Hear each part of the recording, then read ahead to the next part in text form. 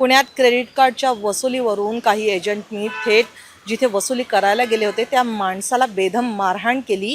ही घटना घडली फुरसुंगीमध्ये आणि याची तक्रार हडपसर पोलीस स्टेशनमध्ये दाखल करण्यात आली आणि त्याच्यानंतरच या प्रकरणाला वेगळं वळण आलं। आज आपण झोन 5च्या राजलक्ष्मी शिवणकर या मॅडमशी बोललो आणि या प्रकरणातली अधिक माहिती जाणून घेतली। खरं तर आपण आत्ता झोन 5 मध्ये उभं आहोत जिथे हा सगळा प्रकार जो आहे तो दाखल करण्यात आलेला आहे। हे जे 3 एजंट आहेत त्यांना अटक करण्यात आलेला आहे। पुण्यात क्रेडिट कार्डच्या वसुलीच्या नावाखाली अमानुष मारहाण झाल्याचा हा सगळा जो प्रकार आहे तो इंडस बँकेचे रिकव्हरी एजंट आहेत त्यांनी केलेला आहे।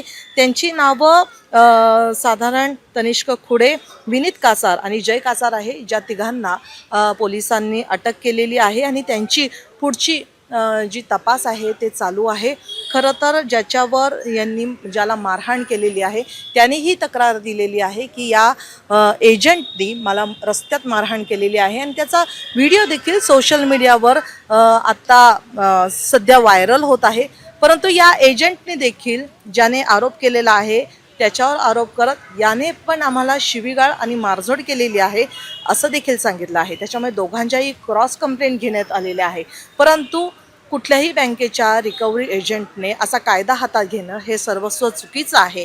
बँकांनी देखील असे जे रिकव्हरी एजंट आहेत त्यांना योग्य ती समज देणं, नियम सांगून देणं हे देखील तितकं महत्त्वाचं आहे असं देखील झोन 5च्या राजलक्ष्मी शिवणकर यांनी सांगितलं आहे।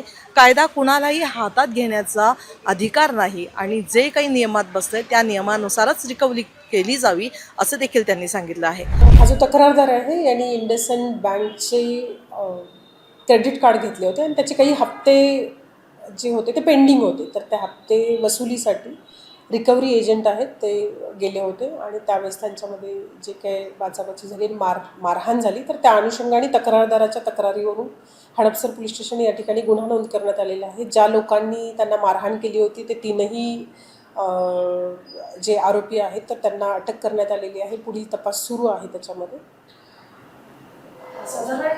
म्हणजे रिकव्हरी एजंट असतात त्यांना अशा प्रकारे ज्या लोकांकडे ते वसुलीला जातात त्यांना अशी मारहाण किंवा शिवीगाळ करण्याचा अधिकार दिलेला असतो। कोणत्याही पद्धतीनं कुठल्याही व्यक्तीला कायदा मोडण्याचा कोणताही अधिकार नाही आहे। रिकव्हरी एजंट जरी असतील तर त्यांना RBI नॉर्म्स आहेत आणि इतर सर्व ज्या आहेत जे कायदेशीर बाबींची पूर्तता करून रिकव्हरी करण्याचा अधिकार आहे।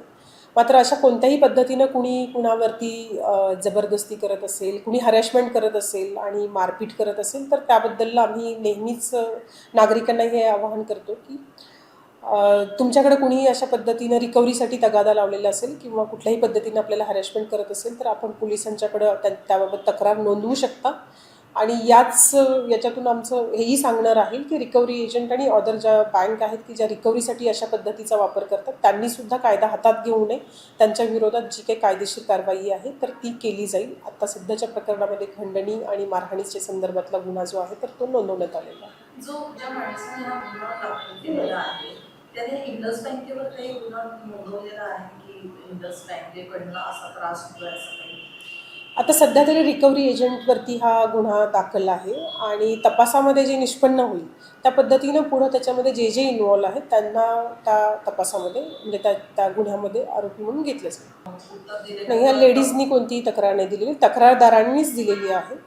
त्याच्यामुळं त्याच्याबद्दल कोणतं हे नाही। रस्त्यात ज्या प्रकारे एजंट हे त्या इस्माला मारत आहे तो व्हिडिओ सध्या सोशल मीडियावर जोरात गाजत आहे आणि कुठल्याही एजंटला असं रिकव्हरी करायला गेल्यानंतर कुणालाही मारणं अतिशय चुकीचं आहे असं देखील त्यांनी सांगितलं।